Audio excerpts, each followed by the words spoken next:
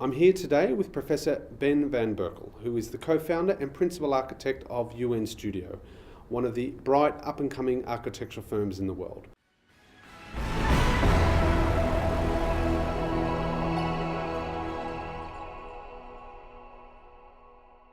Welcome to MIPIM. Thank you. For those that aren't familiar with your work, just tell us a little bit about the types of projects that you've been involved in the last 1 to 2 years. We have always had the luck to work in many different scales. So we do mixed-use projects in many different countries, from not only a scale of 500,000 square meters projects till maybe the design of a small chair. Do you have some guiding principles, design principles behind your work? Are there things that you try and ensure that are present in everything that you do? Oh yes, we go for high-end architecture. We believe in that first of all that the architecture needs to be what we call lately attainable. We don't call it sustainable, but it needs to be attainable. So whereby maybe the affordability and the sustainable are combined. And with this, it is not so important anymore to look only purely at the form of architecture alone. We have been guided too much, maybe the last 20, 30 years, to look at that alone. We strongly, luckily, always have believed in the organization of architecture. What are the areas that you're interested in exploring in terms of rethinking new ways of designing buildings? And yeah, I think that the essence of the way how we have to rethink design in general and the way how we develop projects is that we need to think about the way how they can be used in the next 20 to 30 years time. So a new form of flexibility, I think, is highly essential for our future buildings, so that not only that you can change an office buildings towards housing alone, but that you even within the housing types you design that you can create a form of flexibility within it. So we go for totally new forms of construction techniques. I don't believe any client coming to me saying to me, "Ben, we like to have on the one hand flexibility," and then they say the next hour, but it needs to be done in that grid and that grid, because that's our standard grid we work in. And I'm always saying, yeah, but that's, you're contradicting yourself. So we always come up with ideas in the way how the construction often not, that could be an office building, but a train station, for instance, could be so organized. is there a process that you go through to try and understand all the elements that you need to take into account and all the viewpoints to try and get that optimum solution? What's the process that you go through? Well, we because of UNStudio, we stand for the idea of the United Network. We have always, since 1999 already, believed that your knowledge should be gained by working within the network, not only of the architect alone with his specialist, but also with the client with his own specialist.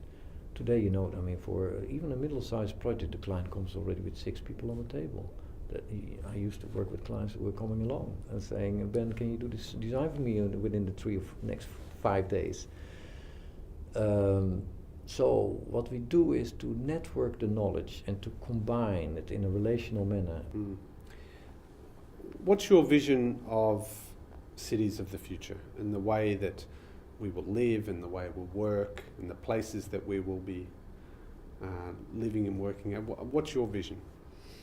I do believe that the future city hopefully will be more organized so that people don't have to travel so much. The traveling is a very negative effect on the way how we waste our time sometimes, or also waste energy.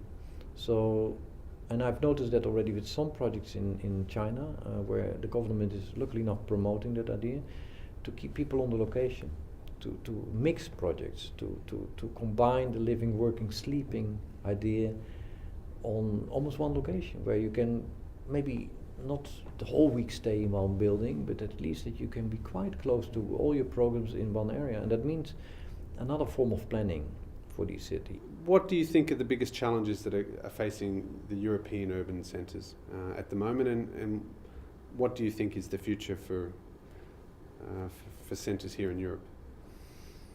It's sensitive because it means that we have to change some of our policies, the policies around the way how we, for instance, renovate our cities. Some housing projects, for instance, don't really work in the city centers. Or let's say that we have sometimes in the old buildings, offices is, well, an advantage, but it's also sometimes a disadvantage, because then the life out of certain parts of the cities disappear because these areas have been turned into office areas. So a kind of radical form of renovation needs to be, I think, for some cities being introduced. Are there any projects that you've been involved in recently that you're particularly proud of, and what would be the elements that went into those projects that you think really made it work? Well, I'm very proud, it sounds strange, but it is an affordable housing project in Korea, where for Hyundai, who asked us to look at their process of design and building process, because they have everything within the company, so from the development design till the building, even they have the cement factories within the company. Mm-hmm.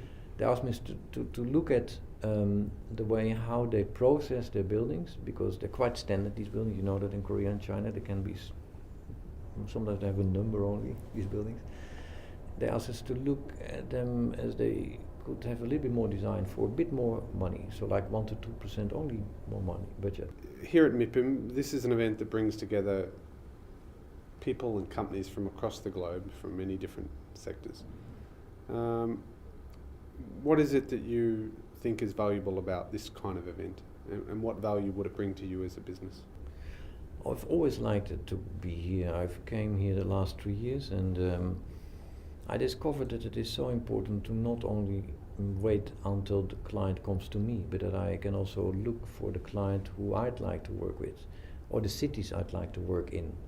And I've noticed that it is really appreciated that you as an architect enjoy to be here, and that you cannot believe that I can talk to every mayor I want here in this place. If they know that you are interested, they make time for you, and that's usually never the possible quality time you can get when you're not in the place, because here everyone is then sitting with you together on the terrace in the sun. I mean, you can have really informal time, and you can really brainstorm with each other about the future of the profession, the city, etc. So it gained me an enormous amount of interest, not only from my side, but also from the other parties who are here. So no, I've learned a lot from coming to MIPIM over the last few years, a lot. Well, thank you very much for your time. Thank you. Appreciate that. That was very, very interesting. Thank you so much.